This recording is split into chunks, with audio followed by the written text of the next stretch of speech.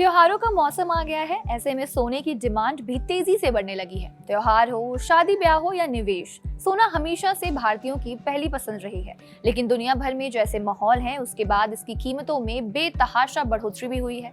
Tariff की tension के बीच gold price लगातार नए रिकॉर्ड बना रहा है।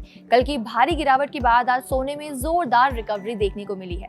कल घरेलू बाजार में सोना लगभग 1500 रुपए टूटा था, जिसके बाद आज की मजबूती ने निवेशकों को खुश कर दिया है।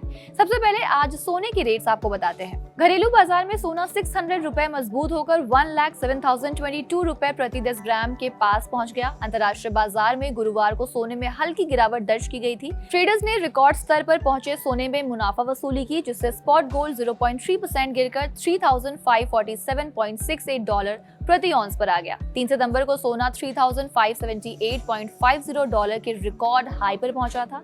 अब बाजार की नजर अमेरिकी नॉन फॉर्म पेरोल्स रिपोर्ट पर है, जो फेडरल रिजर्व की आगे की पॉलिसी दिशा तय करने में अहम साबित होगी। सोने की मौजूदा तेजी की बड़ी वजह सितंबर में ब्याज दरों में कटौती की उम्मीद मानी जा रही है। ग्लोबल अनसर्टेनिटी और सेफ निवेश की बढ़ती मांग भी सोने को सपोर्ट दे रही है।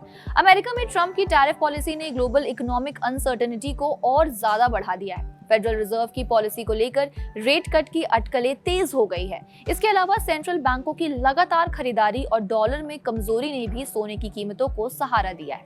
पिछले 3 सालों में सोने ने निवेशकों को शानदार रिटर्न दिया। 30 अगस्त 2022 को सोना 51,430 रुपए प्रति 10 ग्राम पर था, जबकि 30 अगस्त 2025 को इसका भाव 1,05,450 रुपए तक पहुंच गया। यानी 3 साल में सोना लगभग डबल हो गया। ये ट्रेंड बताता है कि सोना लंबे समय के लिए इन्वेस्टर्स के लिए लगातार भरोसेमंद एसेट साबित हो रहा है।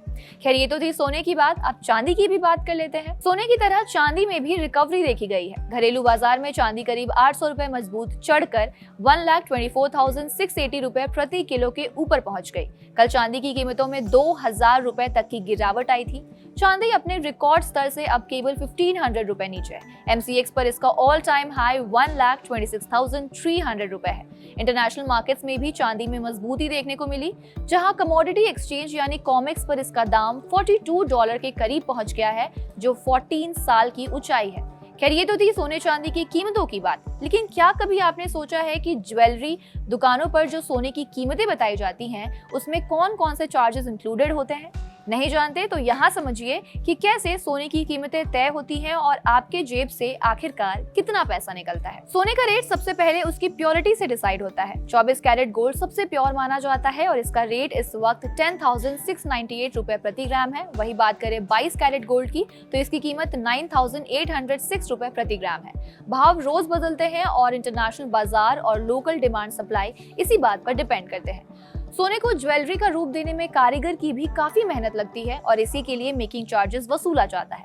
बेस प्राइस कैसे निकलता है वो भी बताते हैं। बेस प्राइस का फॉर्मूला काफी आसान है। सोने का रेट पर ग्राम को सोने के वजन से मल्टीप्लाई कर दें। इसके बाद है सब टोटल और GST। सब टोटल का फॉर्मूला भी काफी आसान है। बेस प्राइस को मेकिंग चार्ज से जोड़ने पर सब टोटल निकाला जा सकता है। इन सब के अलावा सोने पर हॉल मार्किंग चार्जेस भी इंक्लूडेड होता है। अगर ज्वेलरीज में हीरे या स्टोन लगे हैं तो उनकी अलग से कीमतें जोड़ी जाती हैं। आखिर में ज्वेलरी की जो फाइनल प्राइस होती है वो gold price, making charge, GST और बाकी चार्जेस को जोड़कर निकाला जाता है। ध्यान देने वाली बात यह है कि अगर मेकिंग चार्जेस अलग से लिया गया है तो उस पर 5% GST भी लगता है। ज्वेलरी की असली कीमत सिर्फ सोने के भाव से ही नहीं, बल्कि इन सभी को जोड़कर डिसाइड की जाती है। इसलिए अगली बार जब आप सोना खरीदें तो बिल को ध्यान से देखकर समझें कि आखिर आपका पैसा कहाँ जा रहा है।